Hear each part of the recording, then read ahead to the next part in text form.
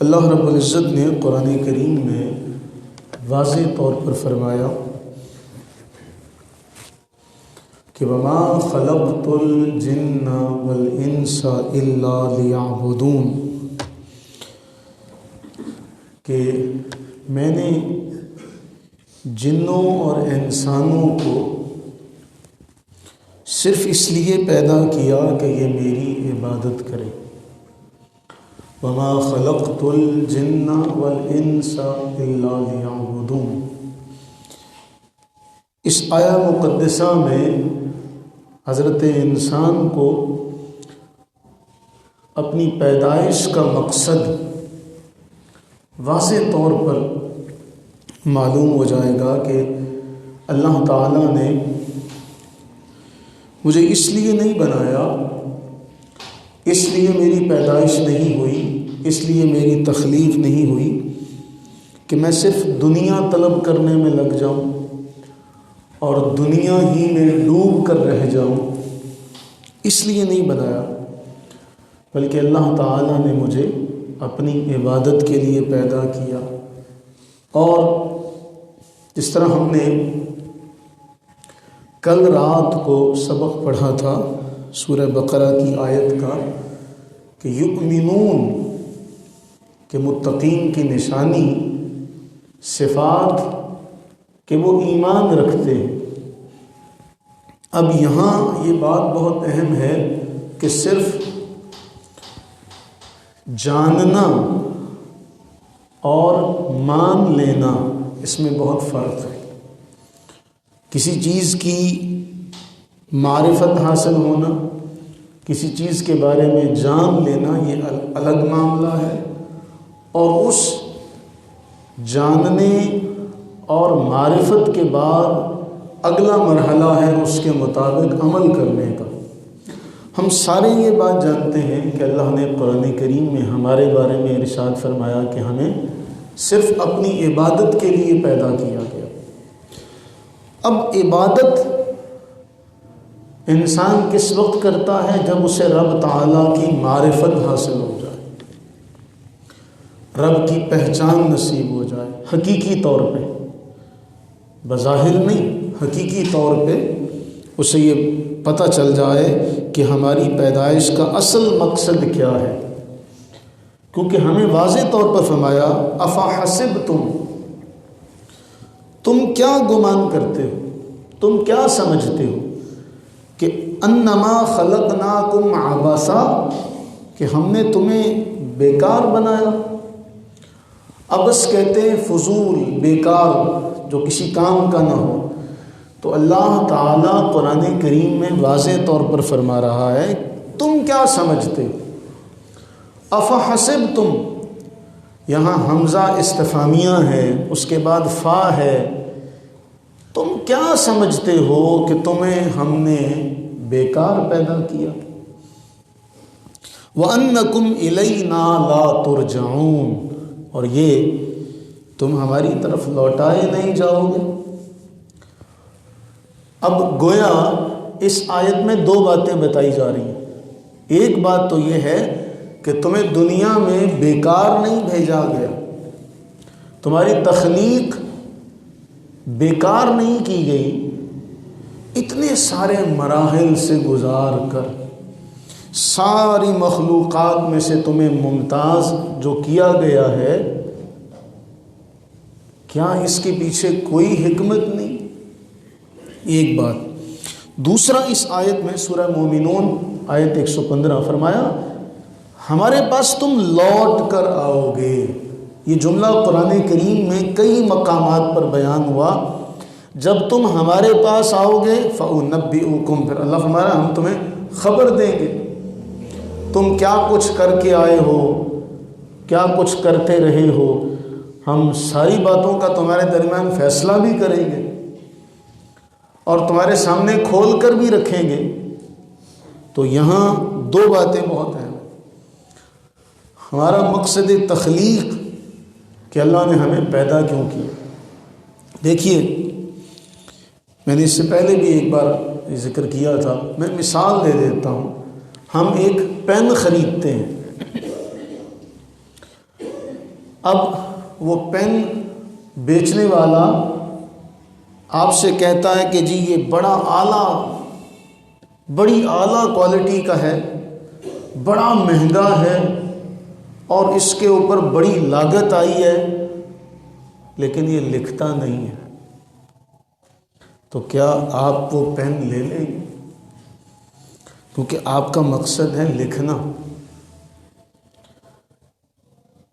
جب آپ کا وہ لکھنے کا مقصد پورا نہیں ہوگا تو وہ قلم چاہے جتنا مرضی مہنگا ہو، جتنا مرضی قیمتی ہو، نایاب ہو، آپ اسے ڈیکوریشن کے لیے، زینت کے لیے تو رکھ سکتے ہیں، لیکن جو اس کا اصل مقصد ہے اس کے لیے آپ اسے کبھی بھی استعمال نہیں کریں گے۔ آپ چلے جاتے ہیں، یہ ہر طرح کی مثال ہے، اسے آپ اپنی ذہن کی استعداد کے مطابق بڑھاتے چلے جائیں۔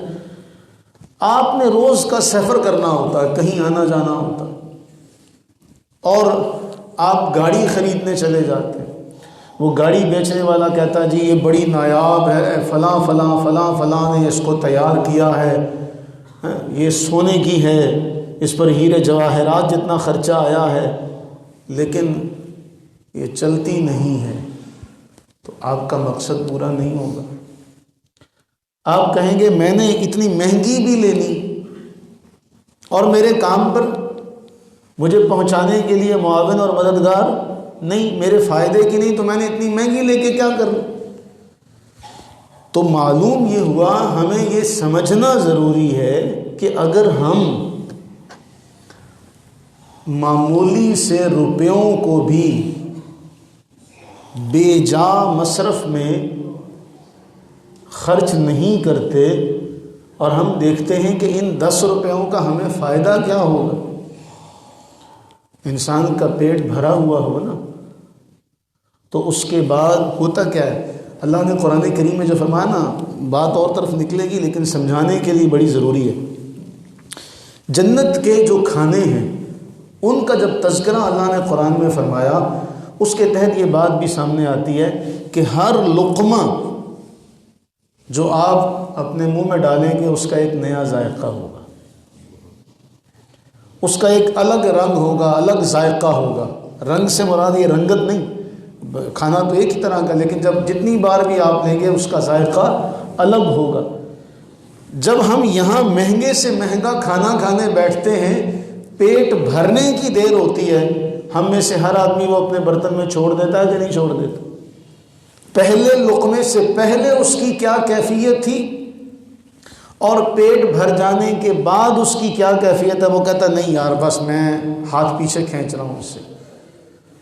تو ہم جہاں اپنا وقت دیتے ہیں ہم اس کا فائدہ تلاش کرتے ہیں، ہم جہاں پیسہ خرچ کرتے ہیں ہم اس کا فائدہ تلاش کرتے ہیں۔ تو قرآن کریم نے بھی واضح طور پر فرمایا تمہیں بیکار پیدا نہیں کیا گیا۔ تو اگر حضرت انسان جو چیز اس کے فائدے کی نہ ہو یا اس کا مطلوب و مقصود پورا ہو چکا ہو، وہ اس کی طرف توجہ بھی نہیں کرتا، دیکھنا اس کی طرف گوارا نہیں کرتا۔ تو اسی طرح اگر ہم یہ دیکھیں کہ اللہ نے فرمایا تمہیں پیدا کس لیے کیا گیا، تمہیں پیدا تو اس لیے کیا گیا، اب تمہارے پیدا کرنے کا مقصد، تمہاری پیدائش کا مقصد کیا ہے اور تم لگے ہوئے کہاں ہو؟ تو بتائیے کیا ہم اس وقت جب ہم اپنے مقصد تخلیق کو گوا کر پسے پشت ڈال کر کسی اور کام میں لگے ہوں گے تو اس وقت رب کی نظروں میں رب کے پیارے رہ جائیں گے؟ بولیے، اس وقت تو ہم رب کے پیارے نہیں رہیں گے۔ تو رب کا پیارا رہنا اس کا ایک ہی طریقہ ہے کہ ہم انما خلقناکم عبثا، ہم اپنی مقصد پیدائش کو جانیں، اور دوسرا یہ بھی ذہن میں رکھیں کہ ہمیں باری تعالیٰ کی بارگاہ میں دوبارہ جانا ہے، ہمیں دوبارہ جانا ہے، اور دوبارہ جا کر جب ہم نے جانا ہے تو پھر ہمیں ان سب چیزوں کا حساب دینا پڑے گا۔ قرآن کریم نے یوں ہی تو نہیں فرمایا تبارک الذی بیدہ الملک، بڑی برکتوں والی ہے وہ اللہ کی ذات جس کے قبضے میں ساری بادشاہی ہے، اور وَهُوَ عَلَىٰ كُلِّ شَيْءٍ قَدِيرٌ، وہ ہر شے پر قادر، ہر شے پر قادر۔ اب اس کے بعد فرمایا الَّذِي خَلَقَ الْمَوْتَ وَالْحَيَاةَ لِيَبْلُوَكُمْ أَيُّكُمْ أَحْسَنُ عَمَلًا، اس نے زندگی اور موت کو بنایا ہی اس لیے ہے تاکہ تمہیں آزمائے، تمہاری آزمائش کرے، اور اس کے بعد ایوکم احسن عملا، دیکھے تم میں اچھا کام کون کرتا، تم میں اچھے اعمال کرنے والا کون ہے۔ تو یہ سب آیات بڑا واضح طور پہ ہمیں بتا رہی ہیں کہ ہماری پیدائش کا مقصد کیا ہے، کہ ہم یہاں کیوں آئے ہیں۔ اگر ہم خود جہاں ہمارا فائدہ نہ ہو وہاں ہم وقت دینے کے لیے بھی تیار نہیں، وہاں بیٹھنے کے لیے بھی تیار نہیں، تو خود ہمارے پیدا کیے جانے کا بھی تو ایک مقصد ہے۔ اب ہمیں پیدا کیا اپنی عبادت کے لیے، اور امام منذری رحمہ اللہ نے ترغیب و ترہیب میں جو روایت نقل کی، میں کئی بار آپ لوگ اسے سن چکے ہوں گے، آپ کو یاد ہوگا، جیسے ہی میں نے وہ عبارت پڑھنی آپ کا ذہن فوراً جائے گا۔ رسول اللہ صلی اللہ علیہ وسلم فرماتے ہیں کہ اللہ تعالیٰ ارشاد فرماتا ہے کہ اے آدم کے بیٹے، میری عبادت کے لیے فارغ ہو جا، میری عبادت کے لیے اپنی مصروفیات میں سے وقت نکال۔ جب تو دیکھیں نا، ایک مزدور ہمارے لیے کام کرتا ہو، سخت سردی کے عالم میں، سخت گرمی کے عالم میں اس کا پسینہ بہہ رہا ہو، سردی کے عالم میں وہ بھاگ دوڑ کر رہا ہو، تو بتائیے اگر مالک صحیح ہو، اعلیٰ ظرف ہو، تو اسے اس بندے پر جس کا اس نے وقت خریدا ہے، اجارہ کیا ہے وقت کا، اس کو اس پر پیار آئے گا یا نہیں آئے گا؟ تو جب بندہ اللہ تعالیٰ کی عبادت کے لیے اپنی ساری مصروفیات میں سے وقت نکالے گا تو اللہ تعالیٰ نے فرمایا میں تیرا سینہ غنا سے بھر دوں گا، میں تیرا سینہ غنا سے۔ اصل میں بات ہے ایمان کی، بات ہے ایقان کی۔ ہم جس ماحول میں گزر رہے ہیں نا، اب اگر یہ ہوتا وہی پرانا دور جب ہمیں احادیث طیبہ میں یہ سننے کو، دیکھنے کو، پڑھنے کو ملتا ہے کہ جی ہمارے زمانے میں کوئی شخص یہ جانتا ہی نہیں تھا کہ جھوٹ کیا ہوتا، کوئی شخص یہ جانتا ہی نہیں تھا کہ جھوٹ کیا ہے۔ ایک زمانہ ایسا بھی آیا، اور وہ دور، اس دور میں مسلمان تو مسلمان رہے، کافر بھی جھوٹ نہیں بولتے۔ بڑی تفصیل ہے اس کی، میں اس گہرائی میں نہیں جانا چاہتا، صرف اشارہ کر دوں۔ جو ہم نے بادشاہ کا واقعہ پڑھا تھا قیصر روم کا، اس میں ابو سفیان رضی اللہ تعالیٰ عنہ اس وقت مسلمان تو نہیں ہوئے تھے، لیکن بادشاہ کے دربار میں کھڑے، دشمنی ہے، اور دشمنی بھی معمولی نہیں ہے۔ عرب والے اپنی انا دشمنی ان کی خون بہا دیا کرتے تھے، پورے کے پورے قبیلے ہلاک کر دیا کرتے تھے، ہلاک ہو جاتے تھے، قتل ہو جاتے تھے، لیکن اس کے باوجود کہا مجھے یہ پسند نہیں ہے کہ میری طرف جھوٹ کی کوئی نسبت کرے کہ اس نے جھوٹ کہا۔ اب اس دور میں کوئی ایمان کی طرف آتا ہے اور اسے اللہ کا یہ پیغام سنایا جاتا ہے، جس معاشرے میں کوئی کافر بھی جھوٹ نہیں بولتا، جب وہ مسلمان ہو جاتا ہے تو اسے اللہ کا یہ فرمان سنایا جاتا ہے کہ رسول اللہ صلی اللہ علیہ وسلم فرما رہے ہیں، صادق و امین نے فرمایا کہ اللہ فرما رہا ہے میرے لیے وقت نکال، تیرے سینے کو غنا سے بھر دوں گا۔ اس کے ایمان اور ایقان کی کیفیت کیا ہوگی، ذرا غور کریں۔ ہم تو عادی ہو چکے ہیں جھوٹ سننے کے، جھوٹ کہنے کے، بولنے کے۔ ہمارے معاشرے میں ہر طرف جھوٹ کا راج ہے، اللہ ماشاء اللہ، صبح سے لے کے شام تک ہر جگہ یار فون پہ آپ کہتے ہیں بس یار میں تیرے پاس پہنچنے والا ہوں، ابھی آپ بے شک اس سے 20 کلومیٹر کے فاصلے پر، میں بس تیرے پاس آیا 5 منٹ۔ ہمارے ہاں 5 منٹ کی 10 منٹ کی کوئی وقت ہی نہیں ہے، تو ہمارے ہاں تو یہ جھوٹ سارے بولے جاتے ہیں۔ ہمارے سیاستدان سب سے بڑا اعلیٰ ظرفی کا جھوٹ میں مظاہرہ کرنے میں سب سے آگے۔ مجھے وہ یاد آیا، ہمارے ایک دانشور نے کہا ہمارے ملک میں کھانے کا ہنر، کھانے کا فن جو ہے وہ سیاستدان جانتے ہیں، وہ خاموشی سے کھاتے ہیں۔ کیا کرتے ہیں؟ خاموشی سے کھا رہے ہیں۔ تو اب ہمیں اس کا پتہ نہیں، کیونکہ ہم ہر طرف سے جھوٹ سنتے ہیں۔ جب ہم ہر طرف سے جھوٹ سنتے ہیں، ان چاروں اطراف سے جب ہم جھوٹ سنتے ہیں، ایک طرف سے ہمیں کہیں سچی بات سننے کو ملتی ہے تو ہم اس کو بھی اسی کھاتے میں ڈال دیتے ہیں، الیاذ باللہ۔ ورنہ اللہ کے نبی علیہ السلام نے فرمایا، اللہ فرما رہا ہے تم میری عبادت کے لیے وقت نکالو، میں غنا سے سینہ بھر دوں گا، محتاجگی کا دروازہ بند کر دوں گا۔ اگر اس پر ہمارا ایمان ہو، اس پر ہمارا یقین ہو، یقین کامل ہو، تو بولیے مسلمان کیا انہیں پھر ساری باتیں دیکھنے کو ملے نا؟ اور پھر اس کے بعد فرمایا اگر تو ایسا نہیں کرے گا تو میں تیرے دونوں ہاتھ کو مصروفیات سے بھر دوں گا، وقت ہی نہیں نکلے گا۔ مصروفیات، ہم فارغ ہوتے ہوئے بھی، وہ کہتے ہیں ویلا مصروف، ہمارے ہاں فارغ ہوتے ہوئے بھی کوئی فارغ نہیں ہے، وہ فارغ ہوتے ہوئے بھی مصروف ہے۔ آج ہمارے پاس پڑھنے کا وقت نہیں ہے، سیکھنے کا وقت نہیں ہے۔ جب ہم اپنے اسلاف کی طرف دیکھتے ہیں، ان کی ساری زندگیاں اس راستے میں گزر گئی۔ تو فرمایا میں تیرے دونوں ہاتھ مصروفیات سے بھر دوں گا، مصروفیات بھی زیادہ ہو جائیں گی اور محتاجگی کا دروازہ بھی بند نہیں کروں گا۔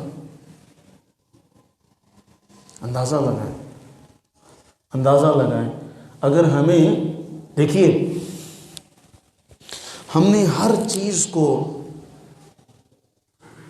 مادیت پرستی کے دور میں رہتے ہوئے ہم ہر چیز کو اسی نگاہ سے دیکھتے ہیں، ہم ہر چیز کو اسی مادیت کے اعتبار سے مٹیریلسٹک ہو چکے ہیں، اور اس رو میں اتنا بہہ چکے ہیں کہ ہم سب کچھ دکھلاوے کے لیے کرتے ہیں، رسمن کرتے ہیں۔ ہمارے اس کرنے میں للہیت، اخلاص کہیں کھو گیا، کہیں گم ہو گیا، اخلاص کہیں گم ہو چکا ہے، للہیت کہیں گم ہو چکی ہے۔ اکثریت ایک کام کر رہی ہے، عبادت ہے لیکن وہاں دکھلاوا ہے، عبادت ہے لیکن وہاں لوگوں کی زبانوں پر جو اعتراضات اٹھنے والے ہیں ان کے ڈر سے وہ کام کیا جا رہا ہے، للہیت کہاں ہے؟ میں اس کی ایک موٹی سی مثال دوں۔ ہمارے ہاں ایصال ثواب کے لیے قل خوانی کا ختم ہوتا ہے، اعلان ہوتا ہے جی اتنے بجے ختم شریف پڑھا جائے گا۔ وہ بھلے لوگوں، وہ تو دعا کا وقت بتایا جاتا، عوام کس وقت آتی ہے؟ للہیت، اخلاص کی کمی، خشوع اور خضوع کی کمی، اور پھر اس پہ اگر کسی کو کچھ کہہ دیا جائے تو وہ آگے سے فتویٰ داغنے میں دیر نہیں لگاتا۔ فجر کی نماز فرض ہے، کیوں جی؟ بولیے، فرض ہے۔ کیا قلوں کا ختم فرض ہے؟ بولیے۔ لیکن وہ ہم نے فجر بے شک گھر والے نہ پڑھیں، کوئی بھی نہ پڑھے، وہ قلوں کے ختم پہ وہ جی ضروری پہنچنا ہے سب۔ تو ہم نے ہر چیز کو، دنیاوی رسومات کی، عبادات کو ہم نے عبادت کے زمرے سے نکال کر رسوم و رواج میں داخل کر دیا، ہم نے خود داخل کیا۔ تو فرمایا اگر میری عبادت کے لیے وقت نہیں نکالو گے، مصروفیات بھی زیادہ ہو جائیں گی، محتاجگی بھی دور نہیں ہوگی، محتاجگی کا دروازہ بھی بند نہیں ہوگا، اب اس کے بعد ہم دیکھیں، ابھی تو میں صرف اس پر ایک نقطے پر ہوں کہ ہمیں پیدا کس لیے کیا گیا، پھر ہمیں پیدا کرنے کے بعد ہماری ذمہ داریاں کیا کیا ہیں، ان ذمہ داریوں کی شکلیں کیا کیا ہیں، وہ تو بعد کی بات ہے۔ تو ہمیں قرآن کریم میں اللہ رب العزت نے یہ جو فرمایا کہ تمہیں بیکار پیدا کیا، تمہیں تو پیدا کیا اپنی عبادت کے لیے، اور عبادت کا سب سے بہترین ذریعہ وہ عبادات جو اسلام کے ارکان میں سے نماز ہے، روزہ ہے، زکوٰۃ ہے، حج ہے۔ اب یہ کرنے والوں سے کچھ کہا جا رہا ہے۔ قرآن کریم جو مطالبہ کر رہا ہے، جو تقاضا کر رہا ہے، وہ کیا ہے؟ ہم یہ سمجھتے ہیں کہ شاید یہ بہت ہے، لیکن قرآن نماز پڑھنے والوں سے فرما رہا ہے۔ جب نماز خوف کا ذکر ہوا، فرمایا فَإِذَا قَضَيْتُمُ الصَّلَاةَ، جب تم نماز مکمل کر چکو، نماز تم نے پڑھ لی ہے، فَاذْكُرُوا اللَّهَ قِيَامًا، کھڑے ہوئے بھی کیا کرو؟ اللہ کا ذکر کرو، وَقُعُودًا، بیٹھے ہوئے بھی اللہ کا، اپنے پہلوؤں کے بل لیٹے ہوئے ہو تب بھی اللہ کا ذکر کرو۔ قرآن تو ہم سے اس سے آگے بڑھ کے مطالبہ کر رہا ہے۔ جہاں نماز جمعہ کا ذکر ہوا کہ جب تمہیں آواز دی جائے فَاسْعَوْا إِلَىٰ ذِكْرِ اللَّهِ، اللہ کے ذکر کی طرف دوڑو، بذروا البیع، خرید و فروخت کو چھوڑ دو۔ اس کے بعد اگلی آیت میں کیا کہا گیا؟ جب نماز پڑھ چکو فَانْتَشِرُوا فِي الْأَرْضِ وَابْتَغُوا مِنْ فَضْلِ اللَّهِ وَاذْكُرُوا اللَّهَ كَثِيرًا، وہاں بھی ذکر ہے۔ اب نماز پڑھ لی، نماز کے بعد بھی قرآن فرما رہا ہے اللہ کا ذکر کرو، اور ذکر بھی تھوڑا نہ کرو، کثیرا، زیادہ کرو۔ قرآن فرما رہا ہے جب یہ ان کا حال یہ ہے، جب نماز کے لیے کھڑے ہوتے ہیں قاموا الی الصلاۃ، تو کھڑے ہوتے ہیں کسالہ، تنگ دلی کے ساتھ، سستی کے ساتھ، یراؤن الناس، اور وہ بھی کیا کرتے ہیں؟ لوگوں کو دکھلانے کے لیے، اور ولا یذکرون اللہ الا قلیلا، اللہ کا ذکر کرتے ہیں تھوڑا سا۔ قرآن فرما رہا ہے حضرت موسیٰ علیہ الصلوۃ والتسلیم سے اللہ تعالیٰ نے جو مکالمہ کیا، فرمایا اننی انا اللہ، اے موسیٰ علیہ الصلوۃ والتسلیم، بے شک میں ہی اللہ ہوں، لا الہ الا انا فاعبدنی، میرے علاوہ کوئی معبود نہیں، بس اے موسیٰ آپ نے میری عبادت کرنی ہے۔ اور اگلا جملہ بہت کمال کا ہے، وَأَقِمِ الصَّلَاةَ لِذِكْرِي، وَأَقِمِ الصَّلَاةَ لِذِكْرِي، وَأَقِمِ الصَّلَاةَ لِذِكْرِي، نماز قائم کرنی ہے میری یاد کے لیے، میری یاد کے لیے نماز قائم کرو۔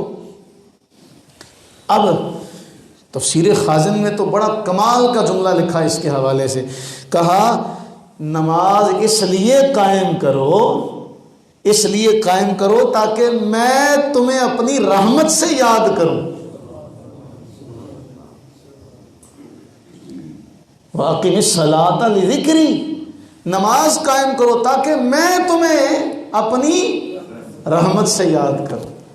کتنا حسین جملہ ہے کہ اگر کوئی چاہتا ہے کہ رب تعالی مجھے جب بھی میں اس کی نگاہ ناز میں آؤں تو میں رحمت میں آؤں، میں اس کے فضل میں آؤں، تو فرمایا نماز قائم کرو،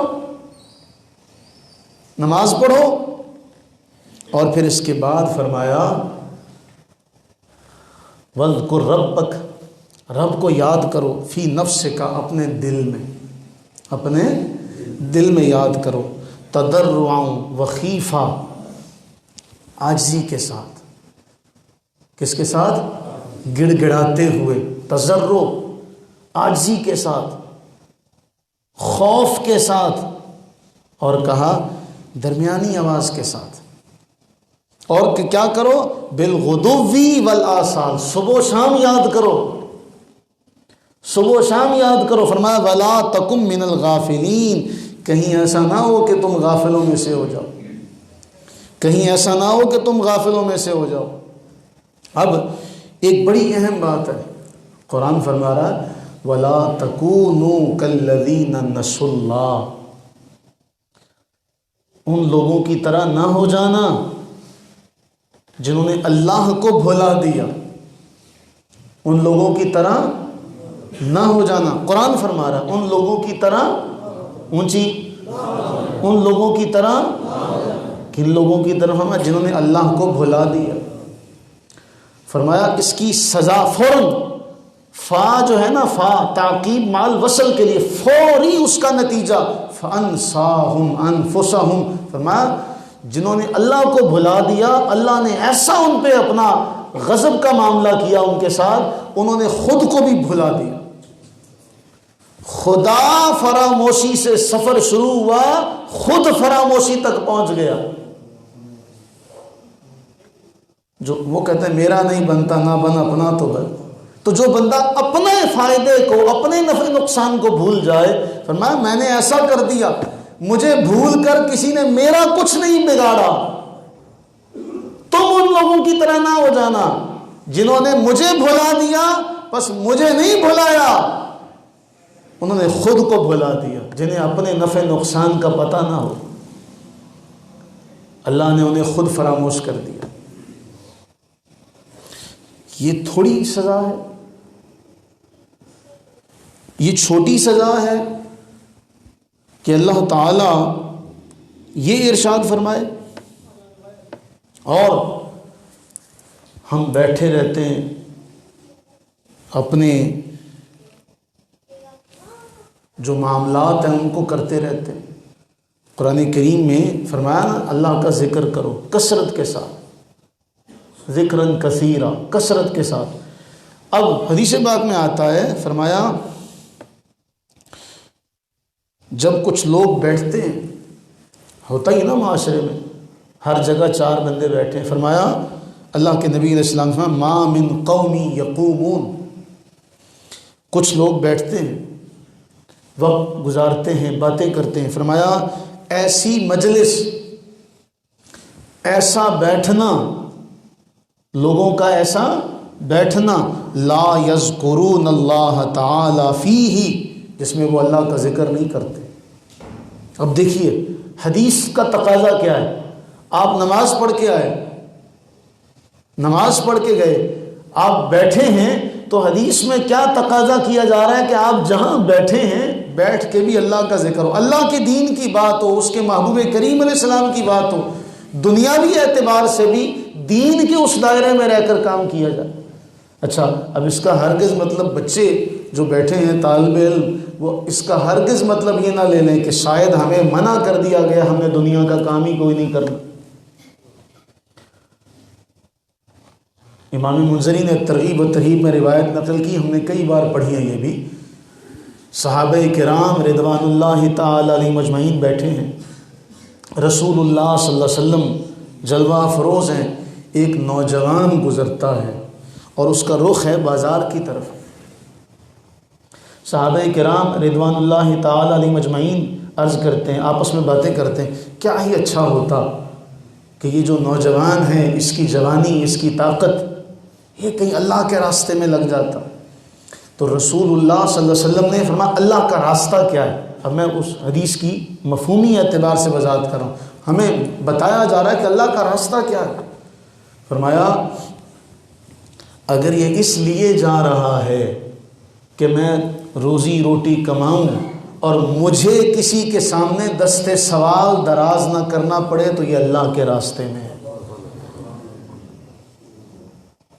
اگر یہ اس لیے جا رہا ہے کہ میں روزی روٹی کماؤں، اپنے ماں باپ کی خدمت کر سکوں، تو یہ اللہ کے راستے میں ہے. اگر یہ اس لیے جا رہا ہے کہ روزی روٹی کماؤں، اپنے بیوی بچوں کا پیٹ بھر سکوں، فرمائیے اللہ کے راستے میں ہے. لیکن اگر یہ اس لیے جا رہا ہے کہ نام و نمود کا، لوگوں کے سامنے تفاخر تکاثر کا، مال کی کثرت کا، فخر کا معاملہ کروں، میں پھر یہ اللہ کے راستے میں نہیں ہے.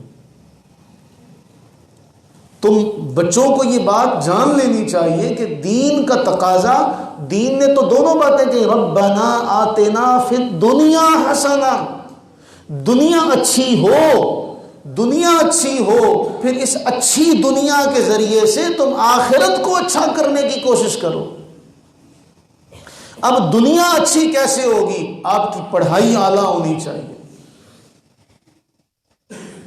تعلیمی معیار آپ کا اعلیٰ ہونا چاہیے۔ جو ماں باپ اپنے بچوں کو پڑھاتے ہیں ان ماں باپ سے کوئی پوچھے کہ تمہاری وہ کیسے فیسیں جمع کرواتے ہیں، کل کو یہ بوڑھے ہو گئے تو تم سے 10 روپے مانگیں گے تو تمہیں 10 روپے دیتے ہوئے بھی تکلیف ہوگی، تم سے وہ 10 روپے نہیں نکلیں گے۔ لیکن آج یہ تمہاری آسائش کے لیے، تمہیں اونچا پہنچانے کے لیے، درجے پر بٹھانے کے لیے آج یہ اپنا سب کچھ تمہارے آگے کھول کر رکھ دیتے ہیں، نہ اپنا چین دیکھتے، نہ سکون دیکھتے، نہ اپنا آرام دیکھتے ہیں۔ ربنا آتنا فی الدنیا حسنہ، ہمیں تو قرآن میں سبق سکھایا جا رہا ہے۔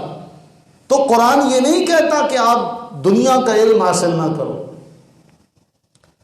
ہرگز یہ مطلب نہیں ہے کہ جی آپ تسبیح پکڑ لیں اور تسبیح پکڑ کے بس اللہ اللہ کرتے رہیں۔ قرآن نے یا حدیث نے کہیں یہ نہیں فرمایا۔ دنیا میں رہ کر نبی صلی اللہ علیہ وسلم نے سارے رشتے نبھائے نہیں؟ یا تو یہ ہوتا، تصور کر لیا جائے، یا تو یہ ہوتا فرشتہ نہ اتر آتا، فرشتہ اتر آتا، وہ ہر وقت ذکر کرتا رہتا۔ رسول اللہ صلی اللہ علیہ وسلم نے سارے معاملات کر کے دکھائے، اور پھر اپنے صحابہ سے بھی فرمایا میں تمہارے درمیان ہوں، دیکھو میں نفل نمازیں بھی پڑھتا ہوں، میں روزے بھی رکھتا ہوں، میں شادیاں بھی کرتا ہوں، لیکن یہ تو نہیں ہے کہ میں دنیا چھوڑ کے میں جنگل میں نکل گیا۔ یہ جو ایسا کرتے ہیں تصوف کے نام پر، دنیا کا سب سے بڑا صوفی، میں بہت بات کو سمجھانے کے لیے کہہ رہا ہوں ورنہ یہ الفاظ بہت چھوٹے ہیں، دنیا کا اگر سب سے بڑا کوئی صوفی ہے تو وہ رسول اللہ صلی اللہ علیہ وسلم کی ذات اقدس۔ تو جو تصوف کا راستہ آپ نے نہیں بتایا، آپ نے نہیں سکھلایا، کوئی بیٹھ کے ایک جگہ بیٹھ جائے اور وہاں بیٹھ کے اللہ اللہ کرتا رہا، یہ کون سی بڑی بات ہے؟ حضور نظام الدین اولیاء رحمہ اللہ نے فرمایا تھا یہ تو ایک بوڑھی عورت بھی کر سکتی ہے۔ مزہ تب ہے بازار میں بھی جاؤ، جب بازار میں جاؤ مشقت کرو، حلال کماؤ، محنت کرو، اور پھر آ کے اللہ کو سجدہ کرو، اللہ کو تم پر پیار ہی بہت آئے گا۔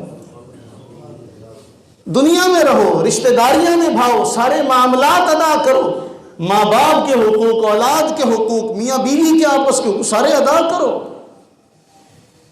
تو دین یہ نہیں کہہ رہا کہیں بھی کہ آپ اسکول پڑھتے تو آپ یہ کہیں نہیں جی بس میں نے آج کے بعد اللہ اللہ کرنا ہے، میں نے اور کچھ نہیں کرنا۔ تو قرآن نے ربنا آتنا فی الدنیا حسنہ پہلے بتایا، وفی الآخرۃ حسنہ، دنیا اچھی ہو، پھر اس کے بعد اس اچھی دنیا کے ذریعے سے آخرت کو اچھا کرنے کی کوشش کرو۔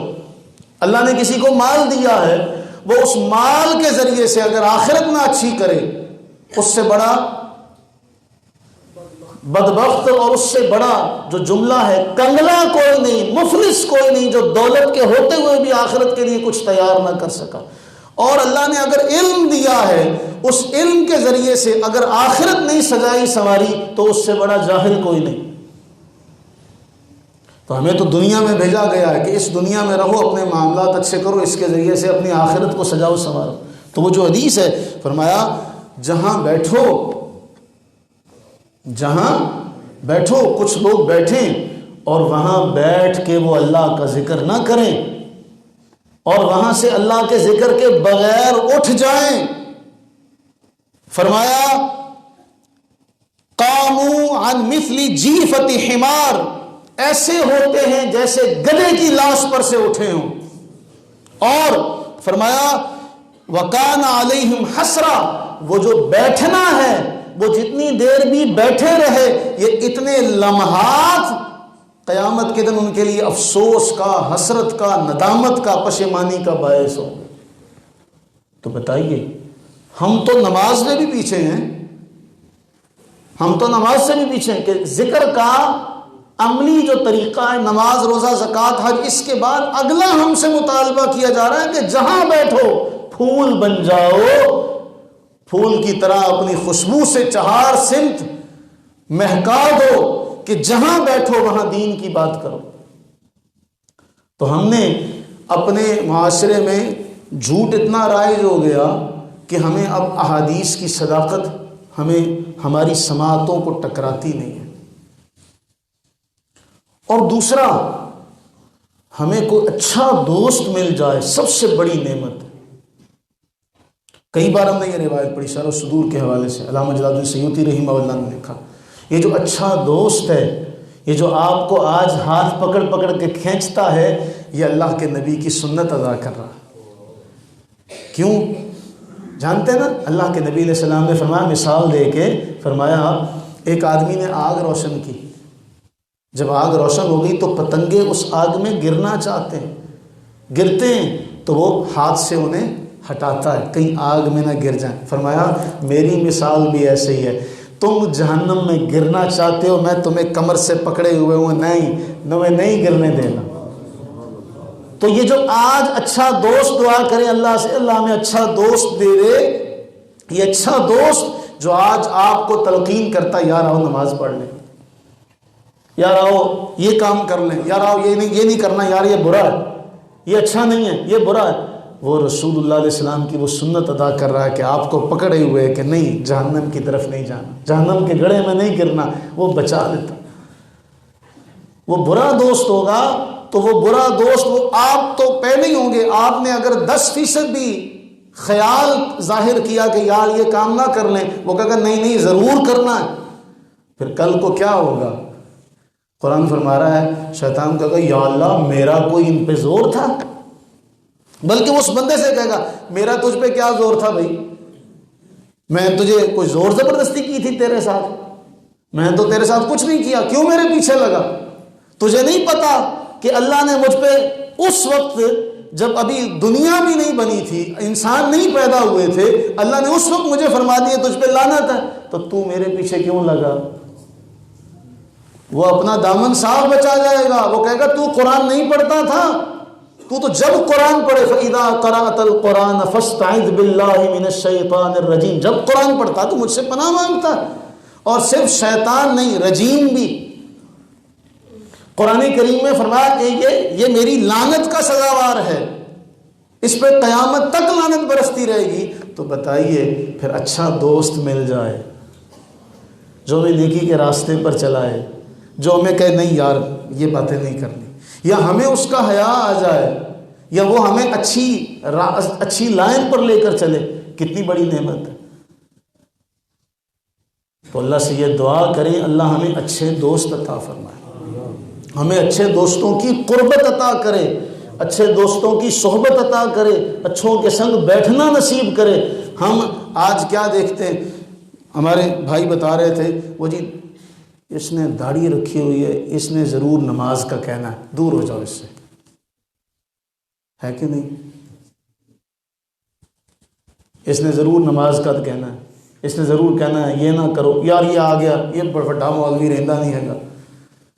میں تو کہتا ہوں آپ سارے مولوی ہیں، کیوں جی، ہیں کہ نہیں ہے؟ مولوی مولا سے بنا ہے، مولوی یا نسبت کی ہے اللہ والا، کیوں بھائی؟ آپ سارے اللہ والے ہیں کہ نہیں؟ ہیں کہ نہیں؟ تو ہمیں تو فخر ہے اس بات پہ، لیکن ہم نے اس جملے کو بھی، ہمارے ہاں آپ دیکھیے تاریخ میں لفظ ملا، کہ تو ہم نے ہلکا سا لفظ بنا دیا، لفظ ملا اتنا بڑا لفظ ہے کہ ہمارے اسلاف میں آپ دیکھیں گے چند ایک گنے چنے لوگ ہیں جن کے نام کے ساتھ لفظ ملا لکھا جاتا ہے، ملا علی قاری، ملا جامی، جن کے نام کے ساتھ لفظ ملا لکھا جاتا ہے، بہت کم ہیں۔ تو ہم نے تو لفظ مولوی بھی بڑا ہلکا لفظ بنا دیا۔ تو علامہ جلال سیوطی رحمہ کی وہ بات کہ اچھا دوست جب چلا جائے گا نا قبر میں، جانا تو ہے، سب نے جانا ہے، جس کا سفر جہاں مکمل ہو گیا اسے وہیں پہ کہا جائے گا چل بھائی آ جا، تیری باری پوری ہو گئی۔ تو وہ جا کے اللہ سے عرض کرے گا یا اللہ میں اکیلا نہیں تھا، یہ مجھے دعوت دیا کرتا تھا، اس کو بھی اجر دینا، اس کو بھی اجر دینا۔ وہاں تو پھر سارے رشتے ہیں نا، فریحین بما آتاہم اللہ من فضلہ۔ شہداء کے حوالے سے قرآن بیان کرتا ہے کہ شہید اللہ کے پاس جب پہنچے اور اللہ کے پاس جب دیکھا اتنی انعام و اکرام، اتنی نعمتیں، کہنے لگے یا اللہ ایک بار رحمت کر، فضل کر، میں جا کے اپنے پیچھے والوں کو بتا کے تو آؤں، یہاں تو رحمتیں ہی رحمتیں ہیں۔ فرمایا تم صبر کرو، میں تمہارے لیے قرآن کی آیات نازل کر دیتا ہوں۔ تب یہ آیات نازل ہوئی تھی کہ شہید زندہ ہوتے ہیں، وہ فریحین بما آتاہم اللہ من فضلہ، وہ خوشی کا اظہار کرتے ہیں جو اللہ نے ان کو اپنے فضل سے دیا۔ تو وہاں جا کے تو پھر وہ سینہ فراخ ہو جاتا ہے، پھر وہ کہتا ہے یا اللہ میں اکیلا نہیں تھا، من تنہا نہ باشا، میں اکیلا نہیں تھا، یہ بھی میرے ساتھ تھا، اس کو بھی اجر ملے۔ وہ جہاں وہاں جا کے پھنس جائے تو وہ کہے گا یا اللہ میں اکیلا نہیں تھا، اس نے مجھے اس غلط کام پر لگایا تھا، اس نے مجھے اس غلط راستے پر لگایا تھا۔ تو اللہ سے دعا کریں اللہ اچھا دوست دے، اچھے دوست کی صحبت دے، اور اچھا دوست بھی ہمیں دیندار دے۔ جب اچھا کہہ دیا تو اس میں پھر دینداری بھی آ گئی۔ تو وہ فرمایا جس مجلس میں اللہ کا ذکر نہ کیا جائے، جب وہ اس مجلس سے اٹھتے ہیں تو ایسا ہوتا ہے کہ گدھے کی لاش سے اٹھتے ہیں، کیونکہ ہماری ایک روحانیت ہے، ہر آدمی کی ایک روحانیت ہے، اس کی باطنی طاقت ہے، ایک باطنی صورت ہے اس کی۔ بعض اوقات بندہ ہمیں دور سے ہی دیکھتے ہیں بہت اچھا لگتا ہے، ہمارا جی کرتا ہے یار اس کے پاس گھڑی بیٹھ جائیں، اس کے پاس گھڑی گزار لیں۔ بعض بندے نہیں اچھے لگتے۔ تو یہ جو ہمارا اچھا اور برا، یہ تو ہمارا اپنا ایک پیرامیٹر ہے نا، لیکن اللہ والوں کا دیکھنا وہ پھر ہر ایک کی اپنی ایک باطنی طہارت ہوتی ہے، اور اس باطنی طہارت کی وجہ سے فرمایا پھر ایسے ہی ہے جیسے وہ گدھے کے پاس سے اٹھے ہیں، اور یہ جو مجلس ہوگی یہ اتنی دیر، جتنی دیر انہوں نے باتوں میں گزار دی، یہ قیامت کے دن حسرت کا باعث ہوگی ان کے لیے، یار ہم نے وہ گھنٹے 2 گھنٹے ضائع کیوں کر دی۔ تو اس لیے قرآن فرما رہا ہے تمہیں پیدا کس لیے کیا گیا؟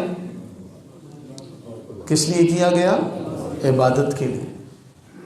نماز قائم کرو میرے ذکر کے لیے، یا پھر وہ جملہ جو امام تفسیر صاحب خازن نے لکھا، اس لیے کہ جب بھی اللہ تمہیں دیکھے اپنی رحمت سے دیکھے، اس لیے نماز قائم کرو۔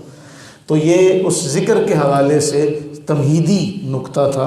ذکر کے بہت سارے معنی، قرآن کریم میں ذکر بہت سارے معنی کے لیے آیا، 8-9 معنی ہیں کم از کم ذکر کے، لیکن خلاصہ آج کی نشست کا یہ ہے کہ قرآن کا تقاضا ہم سے، احادیث کا تقاضا ہم سے یہ ہے کہ اے بندہ خدا تیری زبان ہر وقت اللہ کے ذکر میں تر رہنی چاہیے، ہر وقت اللہ کے ذکر میں تر رہنی چاہیے۔ ہم تو نماز ہی بڑی مشکل سے ادا کرتے ہیں، جبکہ دین ہم سے اس سے بھی آگے کا تقاضا کرتا ہے۔ ایسا ہی ہے نا، دین کا تقاضا ہم سے اس سے بھی آگے کا ہے کہ تم تو اٹھتے بیٹھتے یاد کرو، ہر وقت وہ سانسوں کی مالا پہ جو ہے نا نام ہر وقت اللہ تعالیٰ کا لیتے رہو۔ اب اس پہ انشاءاللہ آگے چلیں گے تو پھر ہم اس پہ مزید انشاءاللہ باتیں کریں گے۔ وہ اذکار جو اللہ کے نبی علیہ الصلوۃ والتسلیم نے مختلف معاملات، مختلف مقامات پہ کیے، پھر اس کے طریقے انشاءاللہ دعا کریں اللہ سے اللہ توفیق و ہمت عطا فرمائے۔ اس موضوع پہ پھر ان سب جو باتیں ان سب کا احاطہ کیا جائے گا۔ اور پھر ایک بخاری کی روایت کا ایک ٹکڑا، اللہ کے نبی صلی اللہ علیہ وسلم نے جو ارشاد فرمایا وہ بہت ہی ہمارے لیے اہم ہے اور اتنا قیمتی ہے۔ سیدنا ابو ہریرہ بیان کرتے ہیں رسول اللہ صلی اللہ علیہ وسلم نے فرمایا، اللہ تعالیٰ یہ ارشاد فرماتا ہے انا مع عبدی، یہ جو معیت ہے نا، معیت، انا مع عبدی حیثما ذکرنی وتحرکت بی شفتا، جب میرا بندہ ذکر کرتا ہے میں اس کے ساتھ ہوتا ہوں، جب میرا بندہ ذکر کرتا ہے میں اس کے ساتھ ہوتا ہوں، میرے ذکر سے جب اس کے ہونٹ حرکت کرتے میں اس کے ساتھ ہوتا ہوں، میرے ذکر سے جب اس کے ہونٹ حرکت کرتے میں اس کے ساتھ ہوتا ہوں۔ بتائیے ہمیں احادیث میں کہا گیا جب ہم کوئی غلط کام کرتے تو فرشتے ہم سے میلوں دور چلے جاتے، فرشتے ہم سے میلوں دور چلے جاتے ہیں، تو جس سے فرشتے دور ہو جائیں وہ خوش بخت ہے یا بدبخت ہے؟ تو جس کو اللہ کی معیت نصیب ہو جائے اس سے بڑا خوش نصیب خوش قسمت ہو سکتا ہے؟ تو اللہ کے ذکر میں زبان تر رہا کرے، اس لیے کہ جس کو اللہ کا ساتھ مل جائے اس کے بعد پھر کوئی کمی رہ جاتی؟ اللہ تعالی ہم سب پر اپنی رحمتیں برکتیں نازل فرمائے، آمین ثم آمین، وما علینا الا البلاغ۔